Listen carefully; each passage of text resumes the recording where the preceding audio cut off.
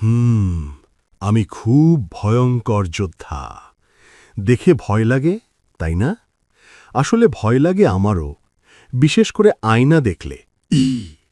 নিজের পেশি দেখাই, এই পেশি দিয়ে আমি পাহাড় ভাঙতে পারি। কিন্তু সকালে ঘুম থেকে উঠতে 2 মিনিট বেশি লাগে। এই শিংওয়ালা হেলমেটটা দেখছ? এটা যুদ্ধের জন্য না, এটা দরজায় ধাক্কা খাওয়ার জন্য। আমি ঠুকি, হেলমেট আগে ঢোকে দরজা। সবাই ভাবে আমি খুব রাগী। আসলে আমি চুপ থাকি, কারণ বেশি কথা বললে গোফের ভেতরে শব্দ আটকে যায়, বড় গোঁফ। আমি গুহায় থাকি কেন জানো?